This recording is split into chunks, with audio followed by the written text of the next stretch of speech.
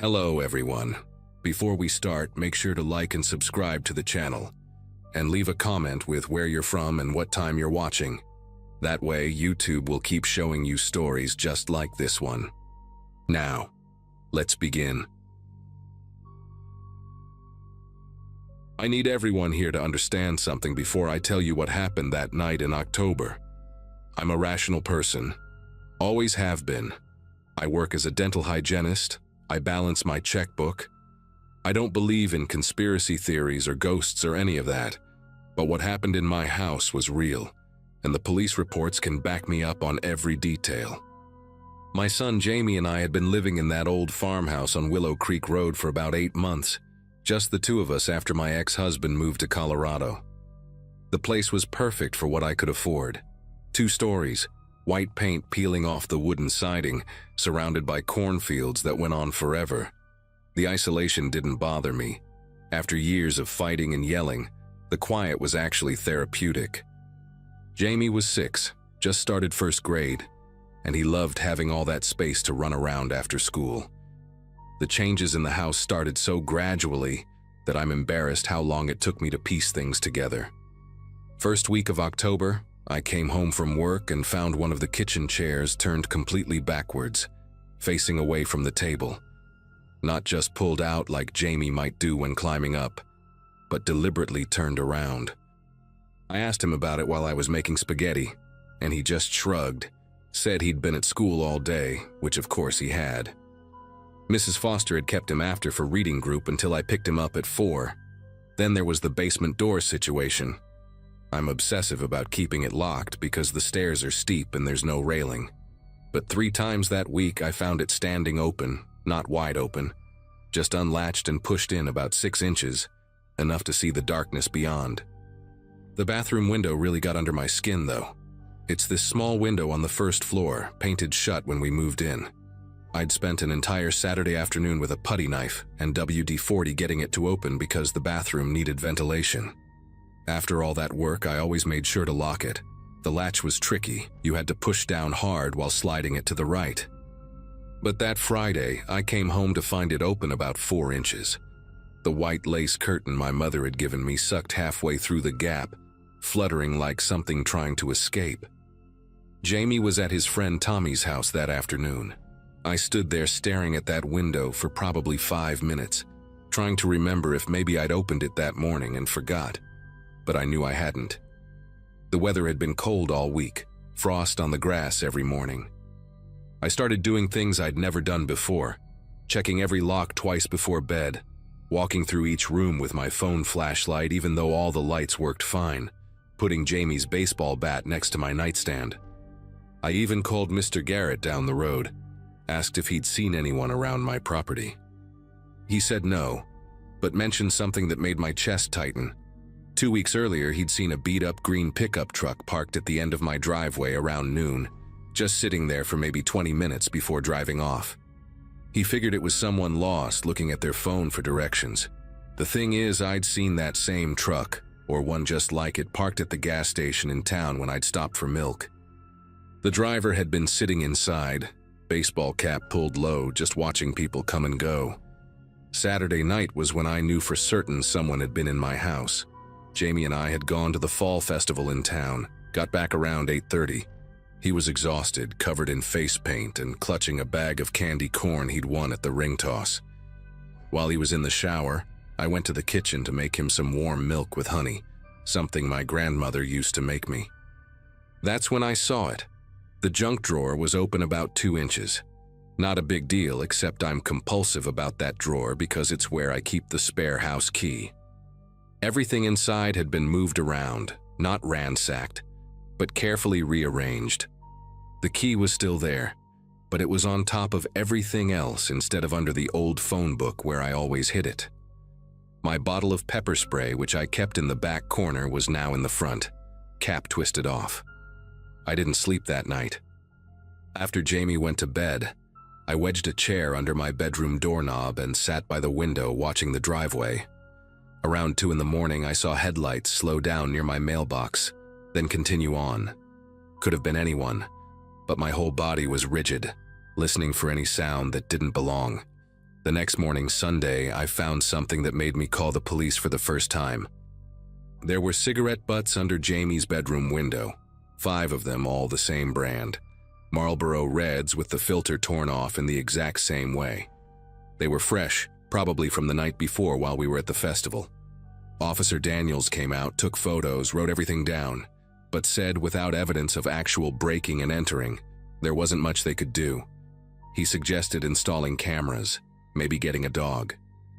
I couldn't afford cameras and our landlord didn't allow pets. Monday came and went without incident, which somehow made me more nervous. I kept Jamie home from school, told them he had a stomach bug. We spent the day in the living room watching cartoons, me pretending to fold laundry while actually watching the windows. I'd already decided we were going to stay at my sister's place in Indianapolis for a few days, just until I could figure something out. But she couldn't come get us until Wednesday because of her work schedule, and I didn't have money for a rental car. Tuesday morning, I dropped Jamie at school like normal. I couldn't miss another day of work without risking my job. All day at the dental office, I kept checking my phone, expecting something, though I didn't know what. Dr. Morrison noticed I was jumpy, asked if everything was okay. I just nodded, kept cleaning instruments, tried to focus on the familiar routine of sterilization protocols and inventory sheets. That Tuesday evening is burned into my memory with a clarity that makes me nauseous even now, 2 years later.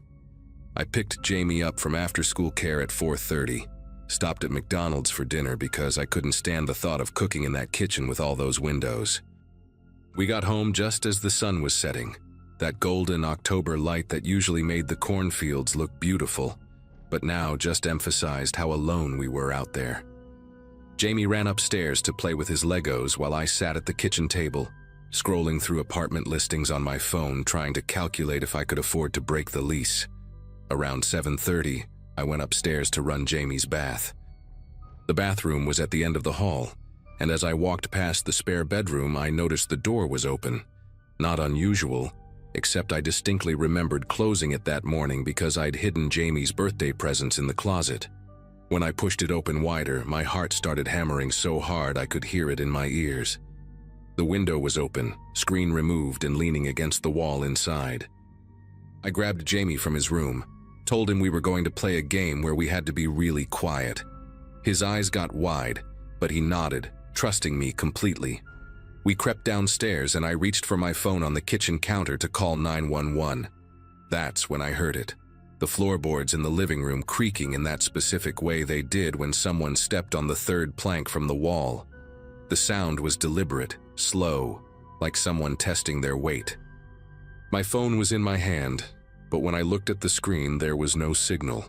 0 bars. We never had great reception out there, but I always had at least 1 bar in the kitchen. I tried the landline mounted on the wall, the old beige phone that came with the house. Dead. No dial tone, nothing. The cord was still connected to the wall, but someone had done something to it, cut it somewhere I couldn't see. Jamie was pressed against my leg, and I could feel him trembling. The living room was between us and the front door, and the back door was through the mudroom, but that lock had been broken since we moved in. I'd been using a wooden dowel to keep it shut. Another creak came from the living room, closer this time, and then a sound that made bile rise in my throat. A man clearing his throat, not even trying to be quiet anymore. He knew we were there. He knew we knew he was there. I pushed Jamie behind me and grabbed the biggest knife from the wooden block on the counter, the one I used for cutting watermelon. My hand was steady, which surprised me. All that shaking fear from the past week was gone, replaced by something primal and focused. I had to get my son out of that house. The footsteps started moving toward the kitchen, heavy boots on hardwood, no longer trying to hide. I made a split-second decision. The mudroom was our only chance. I grabbed Jamie's hand and we ran, yanking the dowel out and bursting through the back door into the cold October night. Behind us, I heard the man curse and his footsteps speed up, but we were already sprinting across the backyard toward the cornfield. Jamie was crying but running hard, his little legs pumping. The corn was harvested, so it was just stubble and dirt, nowhere to hide. But Mr. Garrett's house had lights on. I picked Jamie up and ran like I've never run before. my bare feet slipping on the cold ground, the knife still in my other hand. I could hear the man behind us, but he was slower, maybe not expecting us to run. We hit Mr. Garrett's door screaming, and thank God he was home. Thank God he had a shotgun. Thank God he believed us immediately and called the police while standing guard at his door. They caught him 40 minutes later, trying to hitchhike on Route 47. Bradley Morse, 38 years old, recently released from prison after serving 5 years for aggravated stalking and attempted kidnapping. He'd been living in his truck, the green pickup, and had been watching us for almost a month. The police found notebooks in his vehicle filled with our schedules, drawings of our house layout, even notes about what Jamie wore to school. He'd been breaking in while we were gone, learning our routines, waiting for the right moment. The prosecutor said he'd cut the phone line that morning after I left for work, planning to trap us that night. If we hadn't run when we did, if I'd tried to negotiate or hide upstairs. I don't let myself finish that thought. We moved in with my sister the next day, never went back to that house even to get our things. She and her husband drove out later to pack everything up. Jamie had nightmares for months, but he's doing better now. We live in a second-floor apartment in the city with 3 locks on the door and neighbors on all sides. Sometimes I miss the quiet of the country, but I'll never live somewhere isolated again. Never.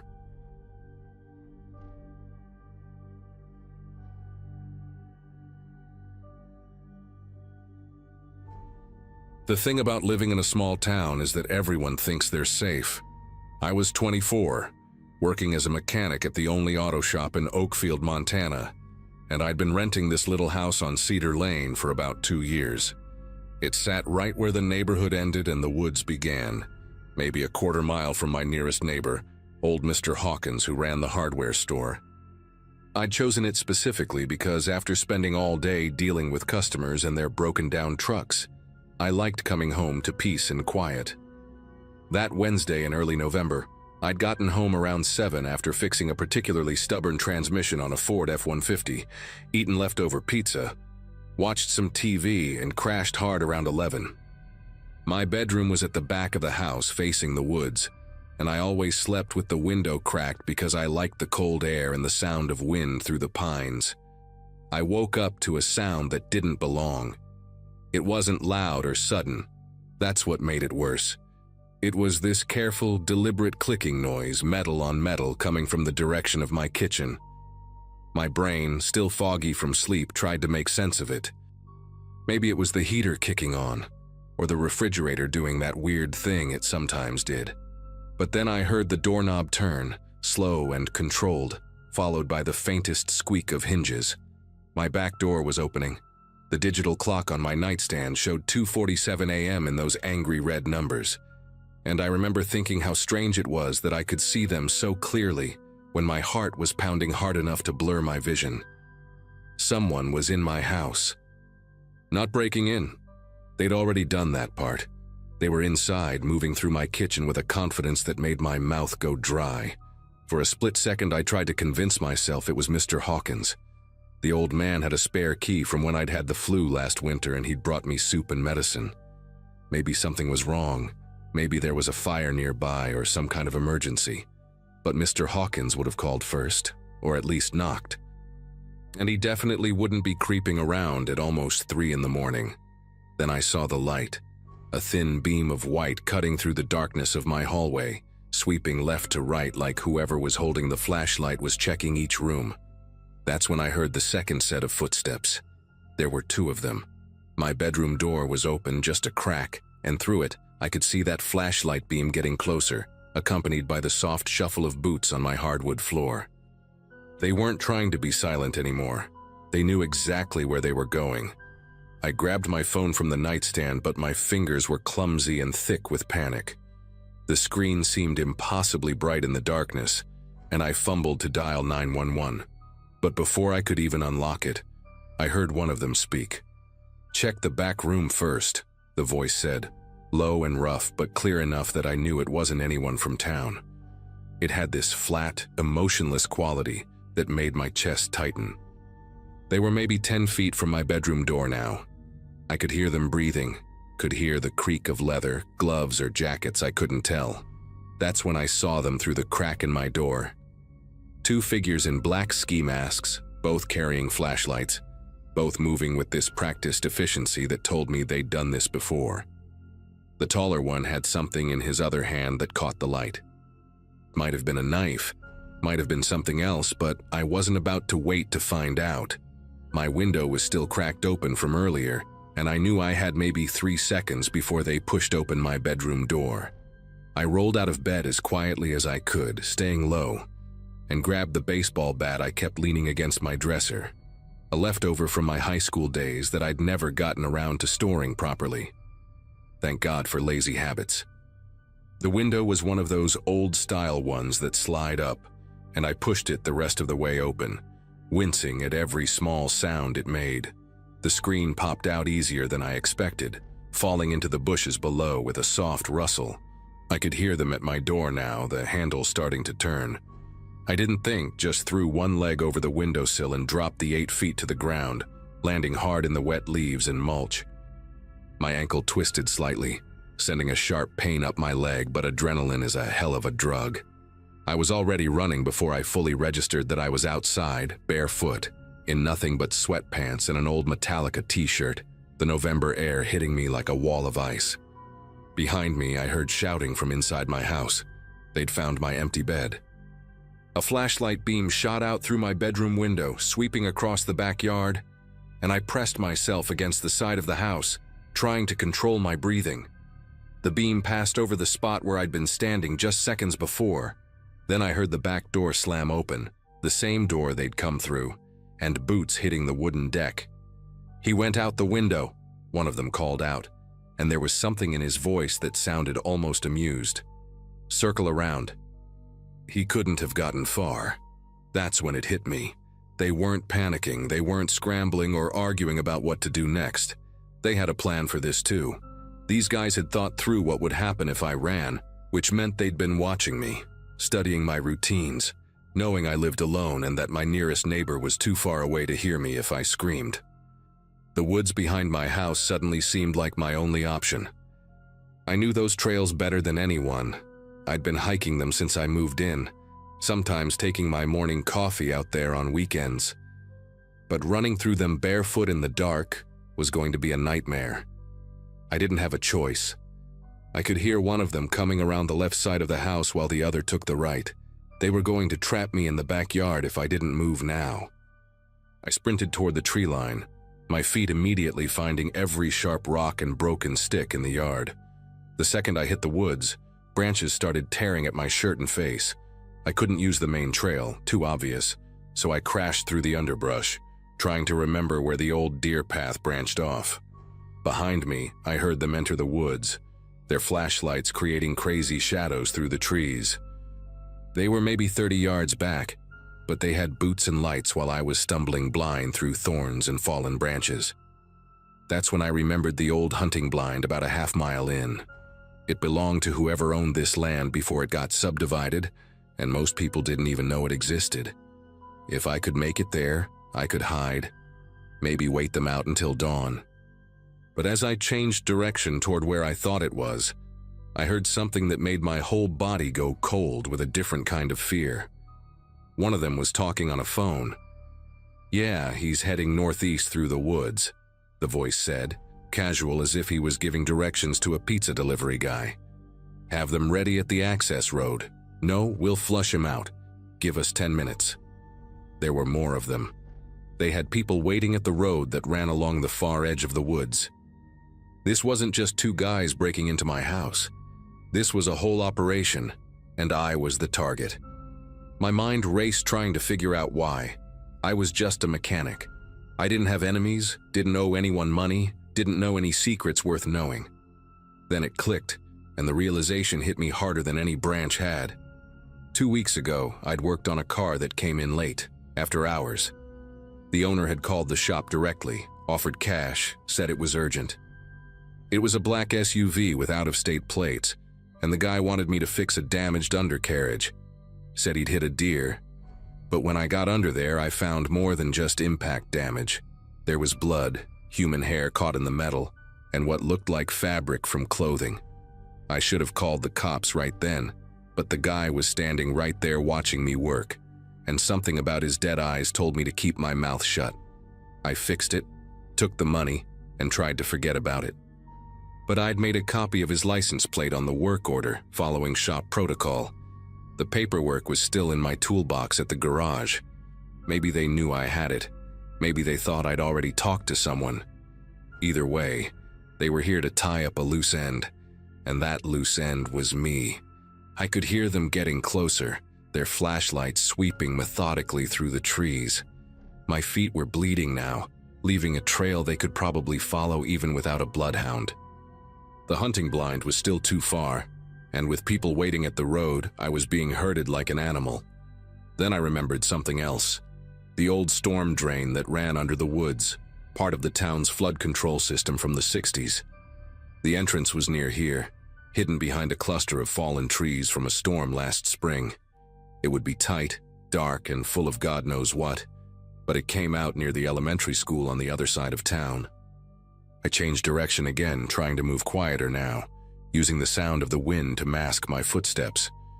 The drain entrance was right where I remembered, a concrete tunnel mouth about 4 feet high, half hidden by dead branches and leaves. The metal grate that should have covered it had rusted away years ago. I could hear water running inside, probably runoff from the recent rains, but it didn't sound deep. I didn't hesitate. I dropped to my knees and crawled inside, immediately hitting ankle-deep water that was so cold it took my breath away. The concrete was slimy with algae or something worse, and the smell was exactly what you'd expect from decades of stagnant water and dead leaves. But I kept moving, trying not to think about what else might be in here with me. The tunnel was pitch black after the first few feet, and I had to feel my way forward with my hands, touching things I really didn't want to identify. Behind me, I heard muffled voices at the entrance. "The blood trail leads here," someone said. Then a flashlight beam penetrated the darkness, reaching maybe 20 feet into the tunnel before the curve blocked it. "He went into the drain," the voice called out. "No way, you want to follow him in there?" Another voice answered. There was a pause, then, "Call the others. Tell them to watch the outlet by the school. We'll wait here." They thought they had me trapped, but they didn't know about the maintenance junction about 200 yards in where the tunnel split into 3 directions. I kept crawling, my knees scraping against the rough concrete, the water getting deeper as I went. At one point, something brushed against my leg, probably a rat, but I bit down hard to keep from yelling. The junction finally appeared as a slightly less dark space where the tunnels met. I took the left branch, which I was pretty sure led toward Main Street instead of the school. Let them wait at the wrong exit. The left tunnel was older, tighter, and partially collapsed in places where tree roots had broken through the concrete. I had to squeeze through sections on my belly, the water now high enough that I had to keep my chin up to breathe. But after what felt like hours but was probably 20 minutes, I saw light ahead, a storm grate looking up at a street light. I could hear cars passing overhead. I was under Jefferson Avenue, right in the middle of town. I pushed up on the grate with my shoulder and, miracle of miracles, it moved. I shoved it aside and pulled myself up onto the street, probably looking like something from a horror movie myself, soaking wet, covered in mud and blood, clothes torn to shreds. A car swerved to avoid me, horn blaring, and I stumbled toward the 24-hour gas station on the corner. The teenager working the night shift took one look at me and reached for the phone. Within minutes, I was surrounded by cops trying to explain everything while wrapped in a shock blanket in the back of an ambulance. They found my house empty, the back door still open, blood on the ground from my feet. But the men were gone. The cops did find the SUV, though, abandoned and burning in a field off Highway 18 about 3 hours later. The plate number I'd written down matched a vehicle reported stolen from Nevada 2 months earlier. They never found the men who came for me that night. The detective assigned to my case, a woman named Detective Reeves, believed my story. Said the burnt SUV had evidence of the hit and run I'd described, including DNA that matched a missing person from Reno. She arranged for witness protection, Helped me relocate to a new state, new name, new everything. Told me I'd done the right thing by surviving, that my testimony could help solve multiple cases once they caught these guys. That was 3 years ago. I'm still a mechanic, but now I work in a big city where nobody knows their neighbors, and that's exactly how I like it. I live in an apartment building with security cameras and a doorman. I don't work late anymore, don't take cash jobs, and I sure as hell don't fix cars with suspicious damage. The FBI agent who checks on me every few months says they're still investigating, that the organization those men belong to is bigger than just a hit-and-run cover-up. Sometimes she shows me photos, asks if I recognize anyone. I never do. But every night when I'm lying in bed, I still listen for sounds that don't belong. The click of metal on metal, the careful turn of a doorknob, footsteps where there shouldn't be any. They say I'm safe now, that those men have no reason to come after me anymore since I'm officially in the system. Protected, my testimony already recorded.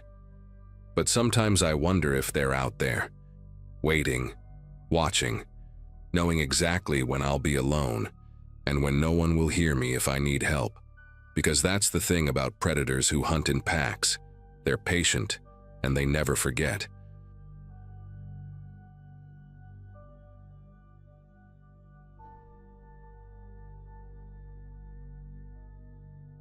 Pinewood, Arkansas was the last place I thought I'd find myself in August 2022, especially after swearing 15 years ago that I'd never come back. But there I was, driving past the faded population 8,000 sign with my press credentials in the glove compartment and 17 burglary reports spread across the passenger seat. My editor at the Chicago Tribune had been following the story through wire services, elderly residents getting robbed in broad daylight, no forced entry. Same pattern every time. The local cops seemed stumped, or at least that's what they kept telling the papers before the coverage mysteriously dried up after the 10th incident. Something about the whole situation stank worse than the paper mill that used to run on the south side of town, and my editor figured a hometown connection might open doors that stayed shut for outside reporters.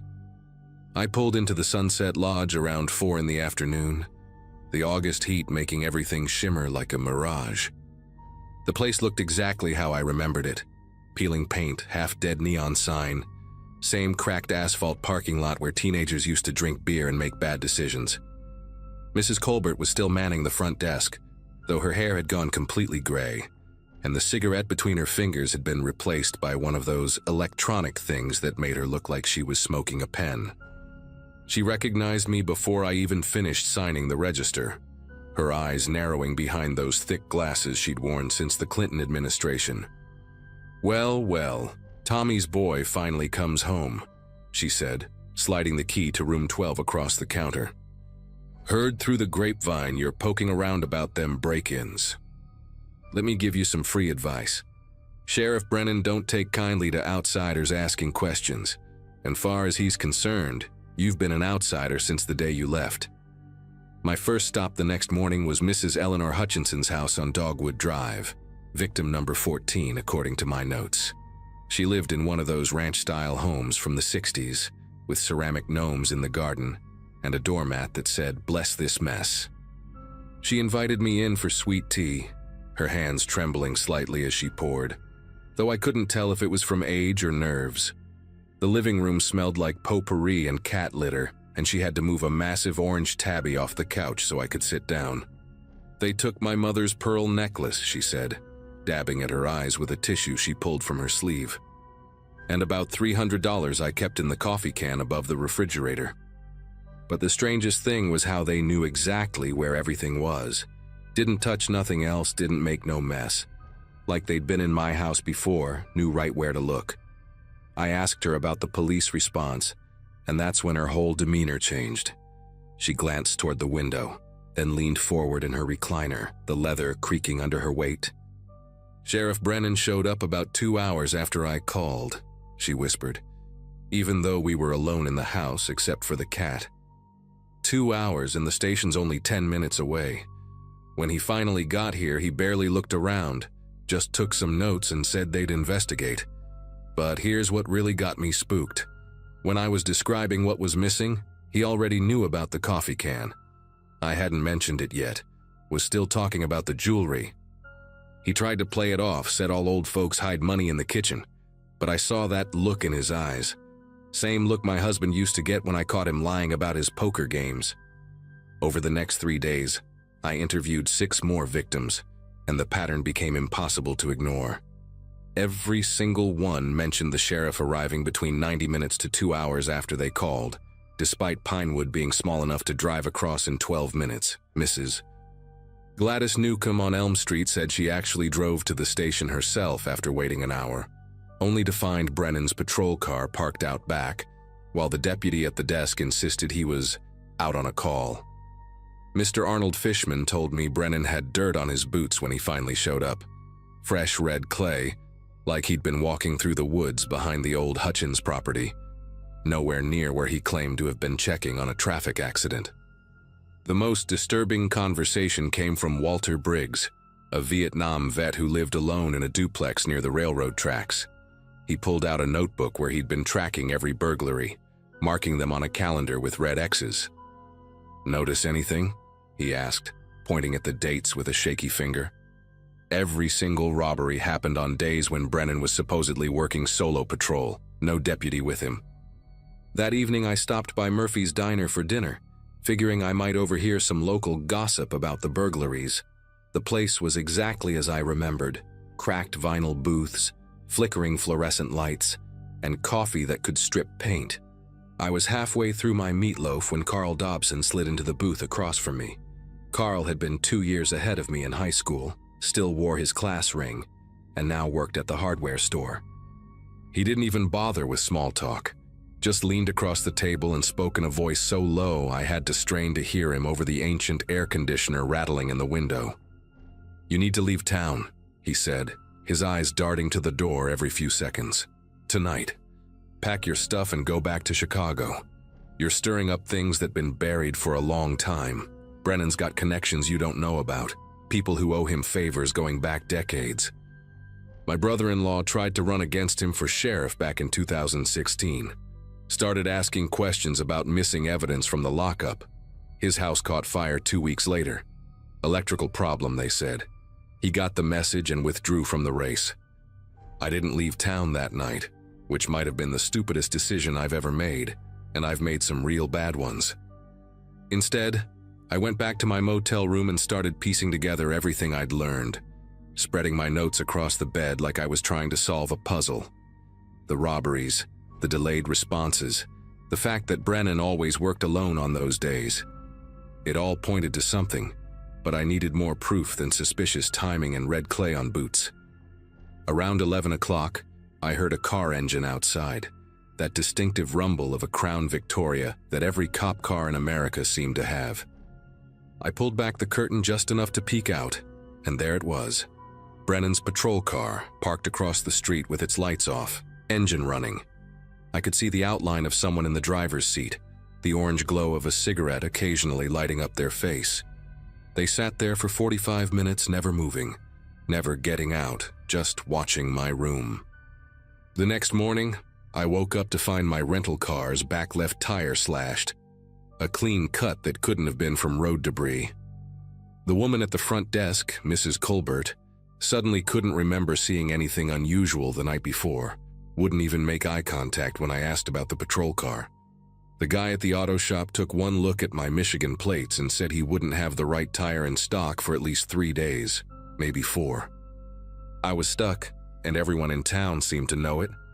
That afternoon, I walked to the library to use their computer since my motel's Wi-Fi had mysteriously stopped working. I just logged into my email to send my editor an update when Betty Garrison, the head librarian who'd been there since I was checking out Hardy Boys books, came over and whispered that Brennan had just walked in. Sure enough, there he was by the periodicals section, pretending to read a newspaper while keeping his eyes on me.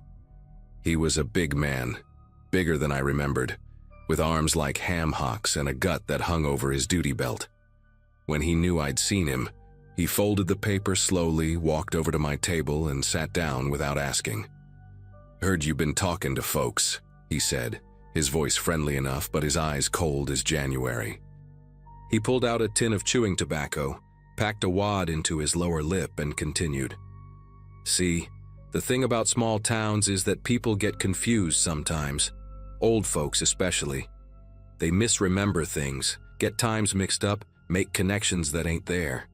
Mrs. Hutchinson, for instance, lovely woman, but she's been taking them anxiety pills since her husband passed, makes her paranoid. And Walter Briggs, well, that man sees conspiracies everywhere since he came back from Nam. Can't trust everything you hear. He leaned back in the chair, making it creak under his weight, and I noticed his hand resting on his service weapon, not threatening exactly, but making sure I saw it. Now, I know you got a job to do, writing your little article for that Chicago paper. But sometimes the story ain't what you think it is. Sometimes it's just a bunch of break-ins by some tweaker passing through town, and a sheriff's department doing its best with limited resources. Nothing more interesting than that. That's when I made my second stupid decision of the week. I pulled out my phone and showed him the photo I'd taken of Walter's calendar with all the dates marked. Funny how this tweaker only strikes when you're working solo patrol, I said, watching his jaw tighten. And how you always seem to be on the opposite side of town when the calls come in. His face went red, starting from his neck and spreading up like spilled wine on a tablecloth. He stood up so fast the chair tipped backward, and for a second I thought he was going to grab me right there in the library. Instead, he leaned down close enough that I could smell the tobacco and stale coffee on his breath. You got no idea what you're messing with, boy. This ain't Chicago. Out here, reporters sometimes have accidents. Car goes off the road on a dark night. Maybe they fall down some stairs at that old motel. Happened before. Ask Jimmy Watts. Oh wait, you can't. He drove his car into Lake Buchanan back in 2014 after he started poking around in things that weren't his business. Tragic accident, they said. Brake lines can fail on these old country roads. He straightened up, adjusted his gun belt, and smiled. But it was all teeth and no warmth. You have a nice day now, and maybe think about heading home real soon. Tomorrow morning would be good, before something unfortunate happens. I left the library with my legs feeling like jelly, but I wasn't done yet. That night, instead of staying in my motel room like a sitting duck, I parked my rental, with its spare tire now on, behind the abandoned Texaco station, and walked back to the motel through the woods. I sat in the dark bathroom with the door cracked, watching through the window. Around midnight, sure enough, Brennan's patrol car pulled up again, but this time he got out. He had something in his hand, looked like a Slim Jim or maybe a lockpick set. He walked right up to my door, stood there for a minute listening, then started working on the lock. The sound of metal scraping against metal carried in the quiet night. It took him less than 30 seconds to get the door open. He stepped inside my room and I heard him moving around, probably looking for me or my notes. After about 5 minutes, he came back out, relocked the door and drove away. I waited another hour before sneaking back to check the room. Nothing was missing, but my laptop was open to a different screen and my notebook had been moved. He'd been looking for what I had on him, trying to figure out how much I knew. The next morning, I didn't run like he wanted. Instead, I drove straight to the state police barracks 40 miles away in Centerville. Turns out, they'd been getting complaints about Brennan for years, but could never make anything stick. When I showed them Walter's calendar and told them about the pattern, plus Brennan breaking into my room, they finally had enough to start a real investigation.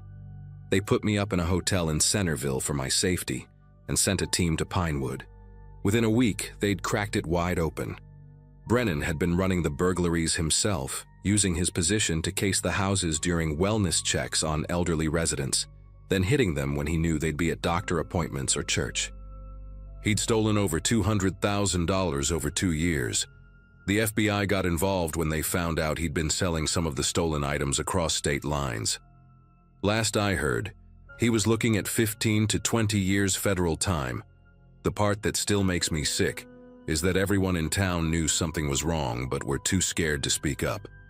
It took an outsider coming home to finally expose what had been happening in plain sight.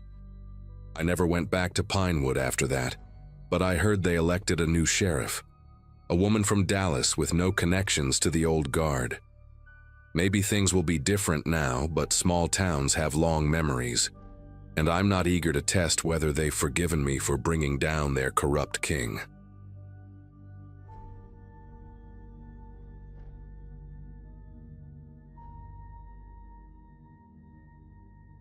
"40 minutes outside of Riverside, right off Highway 22, there's this diner that became my second home for about 2 years.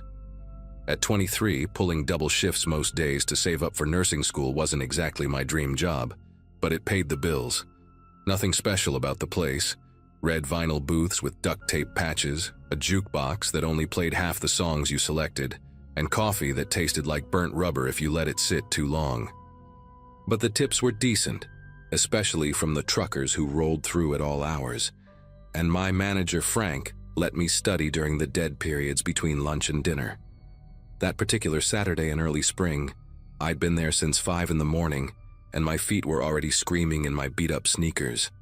The breakfast rush had been brutal, with 2 tour buses stopping unexpectedly, and I'd barely had time to grab a piece of toast before the lunch crowd started trickling in. Around 2:30, after the last of the lunch customers had cleared out, Frank told me to take a real break. I grabbed my jacket and headed out back where we parked our cars, desperate for some fresh air and silence. The afternoon sun felt good on my face after being under those harsh fluorescent lights all morning. I decided to drive down to the gas station about a mile up the road to grab an energy drink, something with enough caffeine to push me through the dinner shift. The road between the diner and the gas station was usually empty this time of day, just a straight stretch of asphalt cutting through dead fields and the occasional cluster of pine trees. I had my windows down, letting the cool air whip through my hair, when I saw it happen about 200 yards ahead of me. A woman was jogging along the shoulder of the road, wearing one of those neon yellow vests that practically glowed in the afternoon light. She had earbuds in, her ponytail bouncing with each step, completely focused on her run. Then this truck, a massive Ford F-350, dark blue with those aftermarket chrome bumpers, came flying around the slight curve doing at least 70 in a 45 zone. The driver must have been texting or messing with the radio, because the truck drifted right onto the shoulder. The impact was instant and violent. The woman's body flew through the air like a rag doll, landing in the ditch about 30 feet from where she'd been hit. The truck swerved back onto the road, fishtailed for a second, then just kept going. Didn't even tap the brakes. The whole thing happened in maybe 3 seconds, but every detail burned itself into my brain like someone had taken a photograph. My car screeched to a stop and I jumped out, running toward the ditch while fumbling for my phone. The woman was lying at an impossible angle, her left leg bent completely backward, blood pooling beneath her head and soaking into the dry grass. Her eyes were still open, staring at nothing, and I knew before I even reached her that she was gone. But I checked for a pulse anyway, my fingers trembling against her neck, finding nothing but cooling skin. I called 911, barely able to get the words out, telling them about the hit and run, describing the truck in detail, the color, the chrome bumpers, even the Georgia Bulldog sticker I'd noticed on the back window as it sped away. The dispatcher kept me on the line until the ambulance arrived, along with 2 police cruisers. I stood there in that ditch for what felt like hours but was probably only 15 minutes, unable to look away from her face. She looked young, maybe early 30s, with a small scar through her left eyebrow and freckles across her nose. Officer Dunham was the first cop on scene, a guy in his 50s with a thick gray mustache and a belly that hung over his utility belt. He took my statement right there on the side of the road while the paramedics worked around the woman's body, even though we all knew there was nothing they could do. I told him everything, the exact time, the truck's description, how fast it was going, the direction it headed. He nodded along, scribbling in his notepad with a pen that kept skipping, having to go over the same words twice. When I mentioned the Georgia Bulldog sticker, he actually looked up at me for the first time, his expression unreadable behind those aviator sunglasses. "You're sure about that sticker?" he asked, and I told him yes, absolutely certain. He wrote something else down, then told me I'd need to come to the station later to file an official report. said they'd put out an APB on the truck immediately. I went back to work in a daze, barely able to focus on taking orders or refilling coffee cups. Frank sent me home early when he saw me staring at nothing, my notepad forgotten in my hand while customers waited. That evening, around 7, I drove to the police station on Riverside's main drag, a squat brick building that shared a parking lot with the courthouse. The desk sergeant, a woman with bleached blonde hair and long acrylic nails, directed me to Officer Dunham's desk in the back corner of the main room. He was typing something on an ancient computer, hunting and pecking with 2 fingers, and barely glanced up when I sat down. "Just need to get this statement typed up official," he said, pulling out a form from his desk drawer. We went through everything again, him asking the same questions in the same order, me giving the same answers. But something felt different this time, rushed like he was just going through the motions.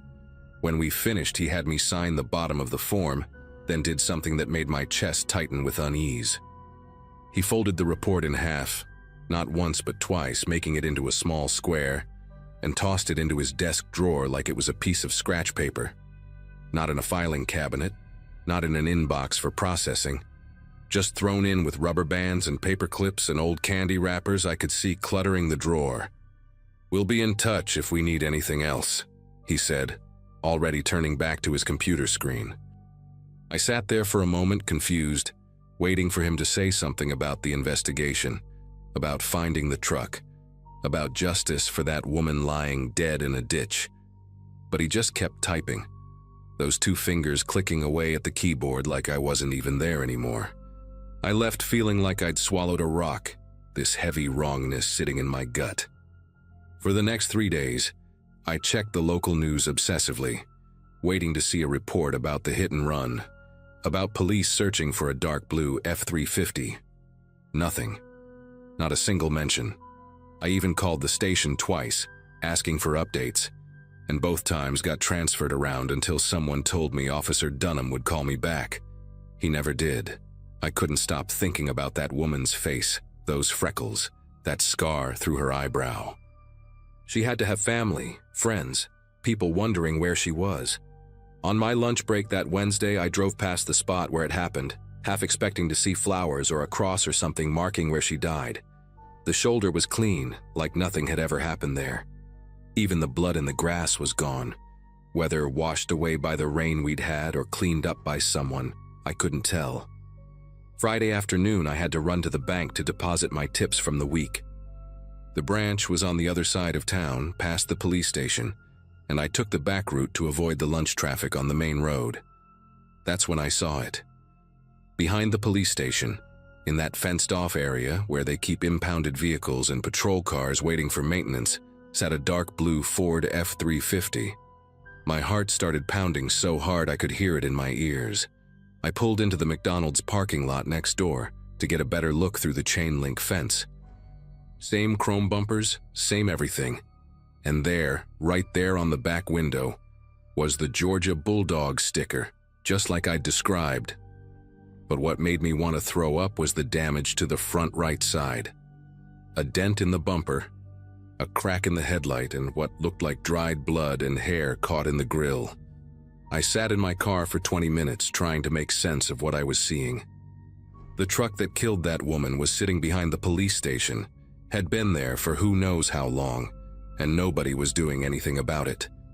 My mind kept racing through possibilities. Maybe they'd found it and were processing it for evidence.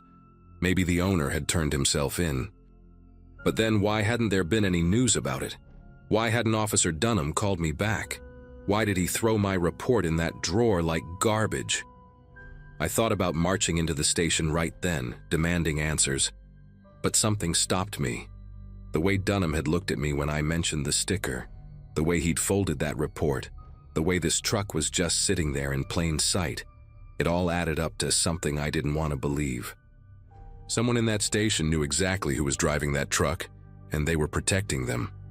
I spent the weekend paralyzed with indecision, barely sleeping, seeing that woman's face every time I closed my eyes. By Monday morning, I'd made up my mind. I drove 40 minutes to the state police barracks in Millerton, walked in with every detail written down, photos I'd taken of the truck through the fence printed out at CVS. The trooper who took my report, a younger guy named Sergeant Cole, listened to the whole story without interrupting, his face getting more serious with each detail. He made copies of everything, asked me questions Dunham never had, about exact times, about who else might have seen the truck at the station, about whether anyone had threatened me. He promised me they'd investigate, gave me his direct number, told me to call if anything else happened. 2 weeks later, he called to tell me they'd opened an investigation, not just into the hit and run, but into the Riverside Police Department's handling of it. The truth came out in pieces over the next few months. The truck belonged to Officer Dunham's nephew, a kid named Brandon, who'd already had 2 DUIs knocked down to lesser charges. The woman who died was Anna Shelton, a nurse from 2 towns over, who'd been training for a marathon. Her family had been told she'd been hit by an unknown vehicle. Case closed due to lack of evidence. Dunham got fired, Brandon got 5 years for vehicular manslaughter and leaving the scene, and 3 other officers got suspended for helping cover it up. I had to testify at the trial, sitting in that courtroom while Dunham stared at me like I'd betrayed some sacred code. But all I could think about was Anna Shelton's family finally knowing what happened to her. I quit the diner after the trial ended. Couldn't drive past that spot on Highway 22 anymore without feeling sick. Started over at a restaurant in Millerton, closer to the nursing school I finally started attending. Sometimes I still dream about that moment when I saw the truck behind the station. That feeling of realizing the people supposed to protect us were the ones hiding the truth.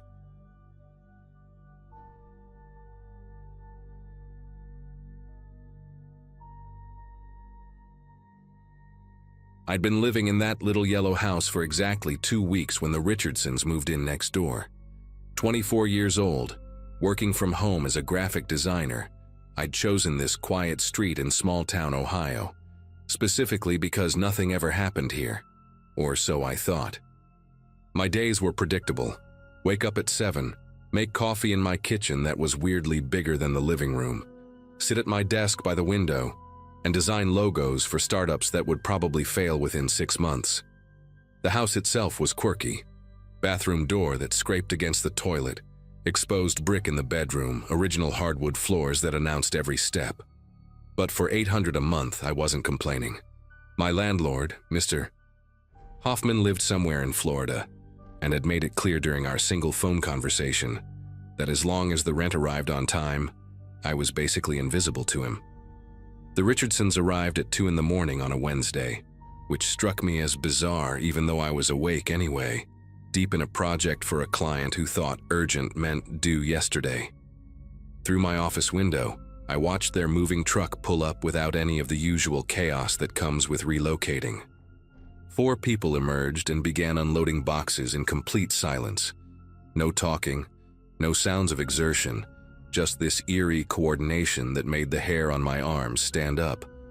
There was a teenage boy wearing a baseball cap pulled so low his face was completely shadowed, and a younger girl, maybe 12, with hair so pale it appeared almost white under the streetlights. The parents looked like anybody you'd pass at a gas station and immediately forget, except for how they moved together like dancers who'd practiced the same routine 1,000 times, never once getting in each other's way. For the first 3 days after they moved in, I kept waiting for normal neighbor stuff to happen.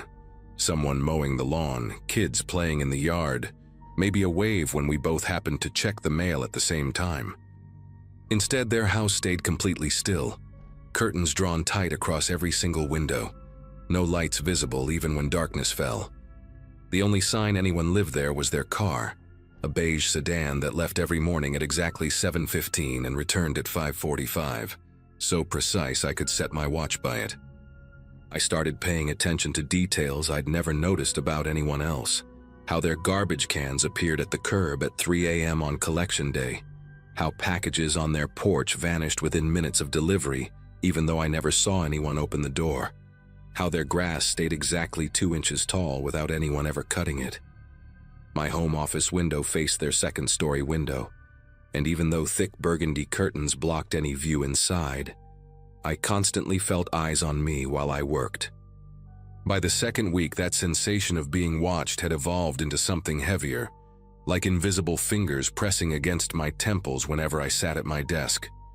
I'd catch myself glancing up from my computer screen every few minutes, expecting to see those curtains pulled aside, but they never moved, not even a flutter from air conditioning or someone brushing past. One afternoon, while designing a website banner, I decided to test my paranoia by suddenly spinning around in my chair. And I swear I saw those burgundy curtains snap back into place, though it happened so fast I couldn't be certain. That night, I started closing my own blinds while working, but the feeling persisted, crawling across my skin like static electricity, making me jumpy enough that I spilled coffee on my keyboard twice in one day. Everything changed on a Friday in early December when I had to drive to Columbus for a client meeting that ran absurdly late. The presentation went well, but the CEO kept asking for just one more revision until it was past 9 when I finally escaped. The 2-hour drive back had me struggling to stay alert, chugging gas station energy drinks and blasting music with the windows cracked despite the freezing temperature. I pulled into my driveway at 11:47 p.m., exhausted and already dreading the follow-up emails I'd have to send in the morning. The Richardson house sat in complete darkness as always, but something felt different. Their car wasn't in its usual spot, parked instead at an odd angle like someone had abandoned it in a hurry. As I fumbled for my keys at the front door, my fingers numb from the cold, the knob turned easily in my hand. The door was already unlocked. My first thought was that I'd forgotten to lock it in my rush to leave that morning. Except, I distinctly remembered checking it twice because I'd left my laptop on the kitchen table. The house was dark, exactly as I'd left it, but the air felt disturbed, like someone had walked through and stirred up all the settled dust. I flipped on the entrance light, and that's when I saw them. Muddy footprints leading from the door through my living room. Huge prints from boots that must have been at least size 13. They tracked across my hardwood floors in deliberate steps, not wandering or exploring, but moving with purpose straight toward the hallway that led to my bedroom and office. The mud was still wet, glistening under the overhead light, and when I knelt down to look closer, I could see bits of red clay mixed in, the kind that came from the construction site 3 blocks away where they were building new condos. Every instinct screamed at me to run back to my car and call the police from somewhere safe, but something made me follow those footprints deeper into my own house. My phone was already in my hand, 911 typed but not yet dialed, my thumb hovering over the call button as I crept forward. The tracks led to my office, where they stopped abruptly at my desk chair, which had been turned to face the window, the exact window that looked directly at the Richardson house. My computer was still there, untouched, but my notebook where I sometimes sketched design ideas was open to a page I hadn't used yet. Someone had drawn something on it with my own pencil. A detailed floor plan of my house, every room labeled correctly, including notes about things only someone who'd been inside would know. Squeaky floorboard here, bathroom door sticks. Keeps coffee maker on kitchen table.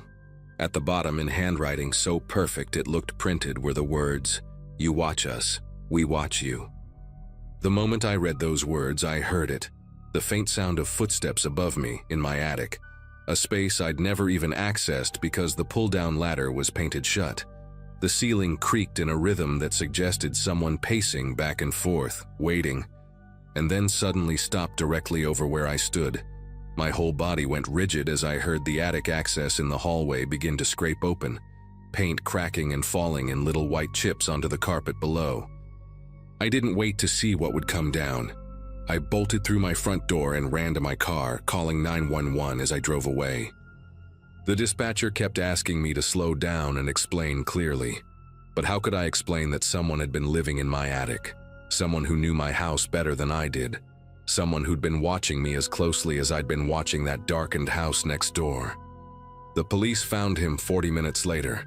The Richardsons' teenage son, curled up in my attic with a sleeping bag, empty food wrappers, and 3 notebooks filled with observations about my daily routine. He'd been living up there for 2 weeks, since the day I started closing my blinds, accessing the space through a hidden panel in the back of my bedroom closet that I'd never noticed behind my hanging clothes. The officers said he'd created a small hole in the ceiling, positioned perfectly to watch my office through a gap in the insulation, and had been coming down at night while I slept to use my bathroom and take food from my kitchen. The boy, whose name was Nathan, didn't resist or try to run. He just sat there with this blank expression while the officers cuffed him, never saying a word even when they asked him direct questions.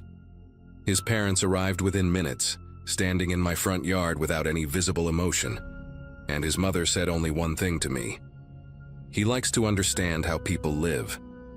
The truth came out in pieces over the following days through police reports and neighborhood gossip. The Richardsons had moved 7 times in 3 years, always after Nathan became too interested in someone nearby. He wasn't violent, the detective assured me, just obsessive about studying people, learning their patterns until he could predict their every move. The family lived in darkness to avoid drawing attention, keeping Nathan calm by removing stimulation, but I'd become his new fixation the moment I'd shown interest in their strange behavior. They'd found similar setups in previous towns, hidden cameras in vents, detailed logs of neighbors' activities, and twice before, evidence he'd been living in crawl spaces or attics without anyone knowing. The detective said it was the most sophisticated surveillance by a 17-year-old he'd ever seen. Showed me photos of the notebooks where Nathan had written things like, "Subject orders Thai food when stressed, Tuesday, Thursday," and "checks window at 3:17 p.m. daily after coffee break." I couldn't stay in that house another night, so I packed what I could fit in my car and crashed at a motel for 3 days while I processed what had happened. The violation went deeper than just the physical intrusion. This kid had documented my entire life, knew when I cried after phone calls with my ex, knew which mug I used for coffee versus tea, knew that I sang badly to 80s music while doing laundry on Sundays. The Richardsons disappeared before Nathan's court date, leaving the rental next door abandoned with rent still paid through the month, and the prosecutor said this was their pattern. They'd never stayed for legal proceedings, just vanished and started over somewhere else. I broke my lease, took the financial hit, and moved across town to an apartment complex with security cameras and a doorman. But for months afterward, I'd find myself checking closets for hidden panels, running my hands along ceilings for tiny holes, wondering if someone was cataloging my new routines in another notebook somewhere. 6 months later, I got a letter forwarded from my old address with no return label, just my name written in that same perfect handwriting from the note on my desk. Inside was a single sheet of paper with one line: "You were the most interesting one." I turned it over to the police, but they said without a postmark or any identifying information, there was nothing they could do. I've moved twice more since then, changed jobs, even deleted most of my social media, but sometimes I still wake up at night certain I can hear the ceiling creak above me, even though I live on the top floor now.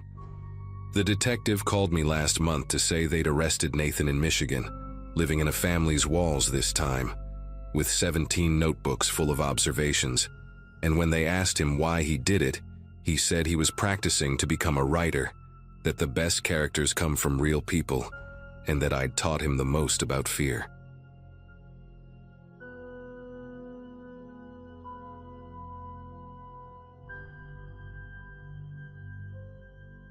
The night everything went sideways was a Wednesday in late September, around 2016. I was teaching sophomore English at Riverside High, one of those small-town schools where everyone knows everyone's business, and I'd just finished grading a mountain of essays about the Great Gatsby. My wife Laura had texted earlier, asking me to pick up milk on the way home, and I remember being annoyed because the nearest grocery store closed at 9, and it was already past 11. The janitor, old Mr. Hutchins, had locked up hours ago, leaving just me and the flickering fluorescent lights in the teacher's lounge. I'd been putting in these late nights for weeks, trying to catch up after taking over Mrs. Coleman's classes when she went on medical leave. My beat-up Ford pickup was the last vehicle in the parking lot, and the engine coughed twice before starting, same as it had done every cold night for the past 3 winters. The route home took me down County Road 74, this narrow 2-lane stretch that cuts through about 15 miles of farmland and scattered woods before hitting the edge of town where I lived. Most nights I'd make that drive on autopilot, windows down, listening to whatever classic rock station came in clear. But that particular night felt different from the moment I turned off the main highway. The moon was new, leaving everything beyond my headlights wrapped in that thick country darkness that seems to swallow sound. About 6 miles in, right past where the Garrett farm used to be before they sold to developers, my headlights caught something metallic gleaming on the shoulder. As I got closer, I could make out a sedan, maybe a Toyota or Honda, dark blue or black, hard to tell in the dark, pulled over with its hazard lights pulsing that urgent amber rhythm. The car was positioned oddly, not quite parallel to the road, like whoever was driving had yanked the wheel hard and fast to get off the asphalt. My first instinct was to keep driving. You hear stories about fake breakdowns, people pretending to need help just to rob whoever stops. But then I thought about my own daughter, Katie, away at college. What if she was stranded somewhere and nobody stopped? The guilt ate at me for about 30 seconds before I slowed down and pulled in behind the sedan, leaving a good 20 feet between us and keeping my engine running. I grabbed the heavy maglite from under my seat, the one Laura always teased me about carrying like I was some kind of cop, and stepped out. The silence hit me immediately. No traffic, no crickets, even the wind had died down to nothing. I called out a "Hello, everything okay?" But my voice seemed to get absorbed by the darkness around us. The sedan's interior light was on, and through the rear window I could see the driver's seat was empty. Both front doors were closed, but the driver's side wasn't completely latched, like someone had gotten out in a hurry and didn't push it all the way shut. I approached slowly, sweeping the maglite beam across the tall grass on both sides of the road, checking for any sign of the driver. Maybe they'd walked to find cell service or had a medical emergency and someone already picked them up. The car was a 2014 Nissan Altima. I could see the model badge now that I was closer, and the license plate was local, one of those specialty ones with the lighthouse from Port Haven on it. When I reached the driver's door, I used the flashlight to peer inside without touching anything. That's when my chest got tight. There was a wallet splayed open on the driver's seat, credit cards still tucked in their slots, and an iPhone face down on the passenger seat with the screen still lit up showing missed calls. A half-empty coffee cup sat in the holder, steam still faintly rising from it, and the keys dangled from the ignition. The radio was on but turned down low, barely audible, playing some talk show about local politics. I pulled out my phone to call 911, but the screen showed no bars. Dead zone, which wasn't unusual for this stretch of road. The smart thing would have been to drive to where I had signal and report it, but something made me walk around the car first, checking for any signs of an accident or struggle. The grass beside the passenger side was flattened in a weird pattern, not like someone had walked through it, more like something heavy had been dragged. The trail led about 10 feet into the field before disappearing where the grass grew taller. I followed it with my flashlight, calling out again, "Hey, anyone out there? I'm here to help." The beam caught something white against the dark earth. A shoe, a woman's sneaker, size 7 or 8, lying on its side with the laces still tied. My mouth went dry. I picked it up, and that's when I noticed the foot impression in the mud next to it, perfectly preserved, like whoever lost the shoe had stepped right out of it while running. The rational part of my brain kept saying there had to be a logical explanation. Maybe the driver had a mental health episode, got confused, wandered off. Maybe they were diabetic, had low blood sugar, got disoriented. But the scene didn't add up. Why leave the wallet and phone? Why only one shoe? I walked back to my truck and grabbed the emergency kit from behind the seat, then returned to the Altima. Using my sleeve to avoid leaving fingerprints, I carefully opened the driver's door wider. The wallet belonged to someone named Melissa Vaughn, 32 years old according to her license, lived over in Riverside Heights, about 40 minutes away. Her face in the photo looked tired but kind, the sort of person who probably worked 2 jobs and still volunteered at her kid's school. There were photos tucked behind the license, 2 young boys in baseball uniforms, a golden retriever, what looked like a family barbecue. Normal life stuff that made my stomach knot up even tighter. The phone on the passenger seat kept lighting up with notifications, Missed calls from Hub and texts asking, "Where are you?" And kids are asking about dinner. I knew I shouldn't touch it, but I needed to call for help somehow. I leaned across and pressed the home button with my knuckle. The lock screen showed 11:47 p.m. and 17 missed calls. The most recent text, from just 3 minutes ago, read, "Mel, I'm getting worried. Your location sharing shows you stopped on County Road. Please call me." That meant her husband could see where the car was. I memorized his number from the screen, planning to call him from my phone once I got signal. But then I heard something that made every muscle in my body tense up. A car engine in the distance getting closer. Out here, maybe 3 cars passed by on a typical night, and it was almost midnight on a Wednesday. I turned toward the sound and saw headlights coming from the direction of town, moving slower than normal, like they were searching for something. The vehicle, a white panel van with no windows in the back, crept along at maybe 15 miles per hour. When it got close enough for the driver to see my truck and the Altima, it stopped completely, sitting there in the middle of the road for what felt like forever but was probably only 10 seconds. I raised my hand in a wave, trying to look friendly and normal, but the van didn't move. I couldn't see through the windshield with their headlights blazing, but I had the distinct feeling I was being studied, evaluated. Then, without warning, the van's engine revved and it sped past us, accelerating hard enough that I heard the tires squeal slightly on the asphalt. I watched the taillights disappear around the bend, and that's when I noticed something that made my scalp prickle. There was mud splattered on the van's back doors, fresh and wet, the same dark clay color as the soil where I'd found that shoe. My brain started connecting dots I didn't want to connect. I decided I'd seen enough. Whatever happened to Melissa Vaughn, I wasn't equipped to handle it alone out here in the dark. I jogged back to my truck, locked the doors, and drove fast toward town until my phone finally showed 2 bars near the old water tower. I pulled over and called 911, explaining everything to the dispatcher. The abandoned car, the wallet and phone, the shoe in the field, the strange van. She said units were on their way and asked me to wait there to guide them to the scene. While waiting, I called the number I'd memorized from Melissa's phone. Her husband answered on the first ring, his voice cracking when he said, "Mel?" I had to tell him it wasn't her, that I'd found her car, that police were coming. The sound he made when I mentioned finding her shoe. It wasn't quite a sob, more like all the air leaving his body at once. He kept asking if there was blood, if I'd seen any blood, and I told him no, which was true. But somehow that didn't seem to comfort either of us. 2 sheriff's deputies arrived about 20 minutes later, and I led them back to the scene. Except when we got to the spot where the Altima had been, where I knew with absolute certainty it had been parked, there was nothing. No car, no tire tracks on the shoulder, no flattened grass where I'd walked. Even the shoe I'd stupidly left sitting on the hood of the car was gone.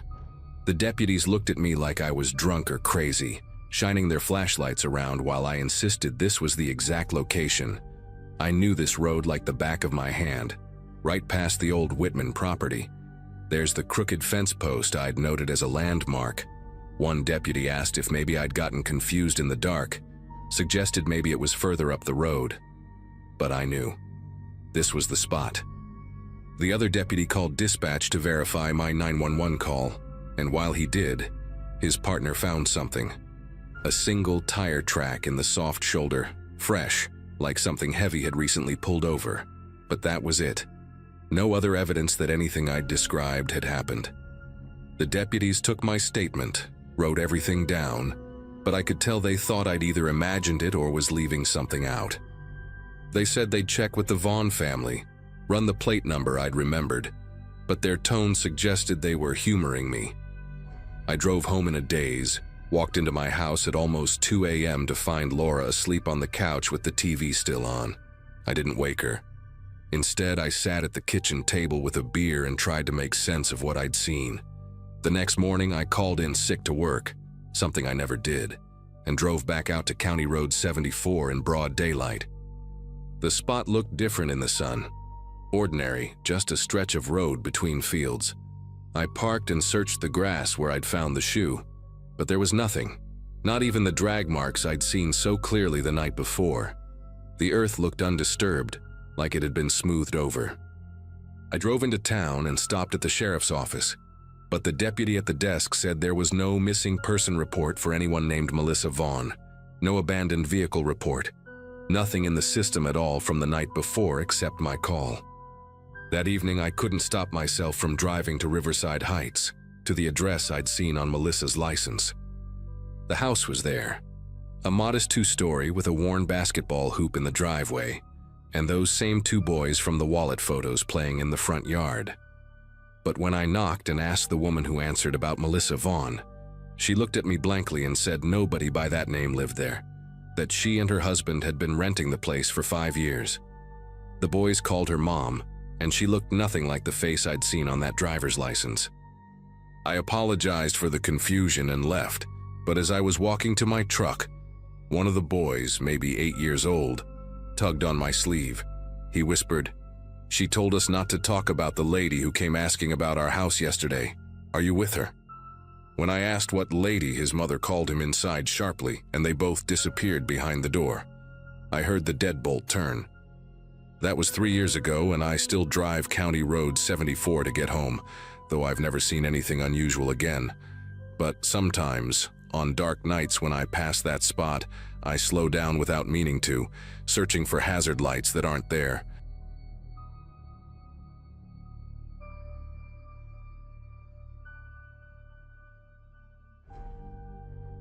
I remember that night clearly because it was supposed to be simple, almost comforting. Our little town doesn't host big events, so the annual fair was something people actually looked forward to. I had gone after work, still in my uniform, mostly just to grab a funnel cake and walk around under the string lights. I wasn't there long, maybe an hour or so, before heading back to my car. It had been parked on a side street, a block away from the main lot where most people gathered. When I reached the car, the windshield looked strange under the streetlight. There was a piece of paper tucked beneath the wiper blade, folded once down the middle. My first thought was that it was a church pamphlet or some coupon for a local business. I didn't think much of it until I slid into the driver's seat, set it on the passenger side, and actually opened it. It wasn't a flyer for anything. No logo, no design. Just a list written in neat, blocky handwriting. Each line was a date followed by a time, all spaced out like someone had copied them from a planner. At first, I didn't connect the dots. I thought maybe it was some random schedule someone dropped, and it ended up under my wiper by mistake. But then I saw the exact shift I had worked 2 nights earlier, right down to the time I clocked out. I skimmed down the page, and it wasn't just 1 or 2 matches. It was every single day that week, with the hours I came and went. My chest tightened as it hit me. This wasn't random at all. At the bottom of the page, written slightly larger than the rest, was a short message. "See you soon." That's when the fun, easy glow of the fair turned sour in my mind. I had been walking through crowds, standing in line for snacks and weaving between strangers. At some point during all that, someone who knew my schedule close enough to trace it had slipped this onto my car. And the thought that they had been watching me that carefully made me feel suddenly exposed in a way I'd never experienced before. I sat in the car with the engine off for a good minute, reading the list again and again. My first instinct was to check the sidewalks around me, scanning the people drifting back from the fair. None of them were looking my way, but I couldn't shake the idea that whoever had written this might still be close enough to see my reaction. The paper felt heavier in my hands than it should have, like it carried more weight than just ink on a page. Driving home was a blur. Every pair of headlights behind me seemed to linger too long, and I caught myself checking the rearview mirror more than the road ahead. The flyer stayed on the passenger seat, and I couldn't bring myself to toss it out the window or crumple it. Part of me wanted to keep it as proof, in case I had to show someone, but part of me hated having it so close, like it was some kind of open channel between me and whoever had written it. When I got back to my apartment, I went straight to my laptop and pulled up the flyer again under the desk lamp. The handwriting wasn't messy, but it wasn't formal either, just blocky with strange consistency, like the person had taken their time to make sure it was legible. The dates were in order, perfectly matched with the times I'd arrived and left work, even the shift I had traded with a coworker at the last minute. That detail is what made my stomach twist the hardest. Whoever tracked me hadn't just been guessing. They knew my movements as if they had been there every step of the way. I thought about calling someone, maybe my manager, maybe even the police, but what would I even say? Someone left a paper on my car that shows they've been following me. It felt flimsy, like they'd brush it off unless something worse happened. Still, the words, "See you soon," circled in my head like a warning I didn't know how to answer. I ended up shoving the paper into a drawer, but sleep never came easy that night. Every creak in the walls, every sound of a car pulling away outside, left me wondering if I had already been marked for whatever soon was supposed to mean. The following day, I couldn't shake the paranoia. I parked farther from the store, checked around my car before unlocking it, and even asked a coworker to walk with me to the lot after closing. Nothing unusual happened, but that flyer never left my mind. By the time my shift ended, the lot was nearly empty. I forced myself to look at every vehicle around me, memorizing their plates and shapes like I'd have to identify them later. On the third day, I finally brought the flyer to the local police station. The officer at the desk read it twice, his expression tightening in small ways he probably didn't realize I noticed. He asked if I had any recent conflicts or if someone might be holding a grudge. I told him no, and that the detail about my traded shift meant the person wasn't just guessing. He took the paper, said they'd keep it on file, but I could tell they weren't planning to launch an investigation unless something escalated. For weeks, I kept waiting for the next move. Every knock at my door made me tense. Every phone notification made me glance twice. I changed up my parking spots, varied my routes to work, even stayed with my sister a few nights just to feel less alone. But nothing else ever came. No more flyers, no strange calls, no obvious signs of someone tailing me. It was like whoever left that note wanted me to know they'd been close, then vanished once the fear had sunk in deep enough. To this day, I still don't know what their goal was. Maybe it was meant as a threat, or maybe just a twisted way to get inside my head. Either way, it worked. I never went back to the town fair again, and I still glance at my windshield every time I return to my car. That single piece of paper changed the way I move through my life, reminding me that someone, somewhere, had mapped out my routine without me ever noticing, until they decided to sign it with, "See you soon."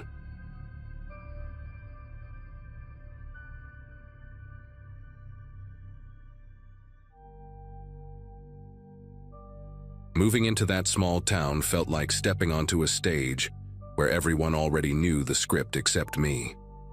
I had just landed a new job at a modest accounting firm, and the place seemed quiet, predictable, and easy to adapt to. My apartment sat above a bakery that smelled of fresh bread every morning, and the rhythm of life was slower than anything I was used to. At first, it felt almost comforting. People waved on the street, asked where I was from, and seemed genuinely curious. But after only a week, a strange pattern started to creep into nearly every conversation I had. The first time it happened, I was grabbing a sandwich from a small diner near my office. The waitress, an older woman with sharp cheekbones and hair tied back so tightly it looked like it hurt, leaned in when I asked about places to explore. She chuckled and said, "Just don't go past the water tower after dark." I laughed politely, thinking it was some folksy warning meant as a joke, like telling newcomers not to whistle at night or they'll summon ghosts. I brushed it off. But then, 2 days later, my landlord said the exact same words as he fixed a leaky faucet in the kitchen. By the end of the month, I'd heard it at least half a dozen times. Different people, the grocery clerk, a teenager ringing me up at the gas station, even one of my co-workers, all dropped the same line, almost word for word. "Don't go past the water tower after dark." Some laughed like they were in on a private joke. Others said it flatly, with no trace of humor. The repetition unsettled me, though I tried to rationalize it as small-town charm, maybe an inside reference I wasn't clued in on yet. Still, I couldn't shake the feeling that I was being tested, like the whole town wanted to see how I'd react. Curiosity got the better of me, and one evening I walked out toward the tower just before sunset. The structure stood at the edge of town, rust streaking down its sides, its frame surrounded by dry weeds and a chain-link fence with holes patched badly with wire. I stood there for a few minutes, waiting for something, anything to happen. The silence pressed down on me, broken only by the distant hum of cicadas. Nothing unusual happened that night, but the way every passerby glanced at me when I walked back through town, as if I had crossed some invisible line, made my skin prickle with unease. A few nights later, I decided to ask one of my coworkers about it. His name was Mark, a quiet guy who rarely joined in on office chatter but always stayed late. I casually brought it up while we were leaving together, joking about how everyone seemed to recycle the same line. For the first time since I'd met him, he actually paused mid-step. He didn't laugh or smile, he just said, "Some things are better left alone," and then walked off toward his truck without another word. That response lodged itself in my mind, replaying whenever I passed the tower on my commute. My curiosity turned into something heavier, not just interest, but this nagging need to understand. One Saturday, I went to the small public library downtown. The building smelled like dust and old carpet, the kind of place where time felt thicker. I dug into archived newspapers, flipping through local sections that barely covered more than bake sales and high school football games. There was nothing about the tower, not even a passing mention. But then, tucked inside a box labeled miscellaneous, I found photocopies of police incident summaries. The strange part was that none of them carried official stamps or case numbers. The reports described people, locals, drifters, even a traveling salesman, who had gone missing near the old tower over the span of nearly 3 decades. The wording was eerily similar in each one, as though whoever wrote them had copied from a template. Some included notes in the margins: "Family insists last seen by tower," or "Patrol car reported lights near structure." It was all informal, scribbled like reminders, not formal documentation. My pulse quickened as I realized these were never filed as official cases. It felt like stumbling across something I wasn't supposed to read. When I left the library that evening, the town looked different. The streets were emptier than usual, and I noticed how the tower loomed from nearly every angle, like it had been waiting for me to notice it properly. I drove home with the windows up, glancing at the structure whenever it broke the horizon. That night, I couldn't sleep. The creaks of my apartment felt louder, and every time headlights swept across my blinds, I expected them to stop, to park outside. I kept hearing that same line echoing in my mind, except now it didn't feel like a joke anymore. It felt like a warning. The next evening, I drove out toward the tower again, this time after dark. The road leading there was barely lit, cracked asphalt swallowed by weeds. When I parked near the fence, the air felt heavier, like the stillness itself had weight. I switched off the engine and sat for a minute, the metal frame of the tower creaking faintly in the night air. I thought about the reports, about the people who never made it back. My gut told me to leave, but something deeper told me I had already gone too far to just turn around. As I stepped closer, I noticed faint markings on the fence, carved into the metal posts. Initials, dates, crude symbols. Some looked fresh, others rusted over with time. I pressed my hand against the cold wire, and for a split second, I could have sworn I heard movement beyond the tower, like footsteps in gravel. But the lot was empty, and when I turned my flashlight that way, nothing reflected back except weeds and dirt.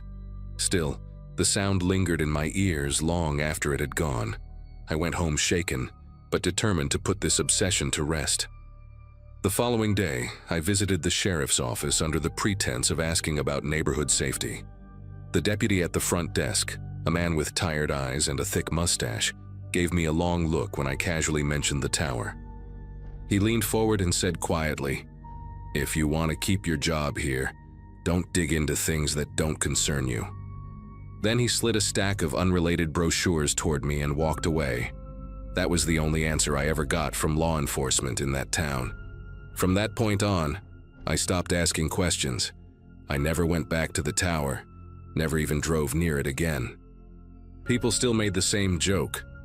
Don't go past the water tower after dark. But I learned to smile and nod, pretending it didn't bother me. Inside, though, I carried the weight of those reports and the silence that surrounded them. I don't know if the warnings were superstition, ritual, or something darker, but I know one thing. I listened. And maybe that's why I'm still here to tell the story.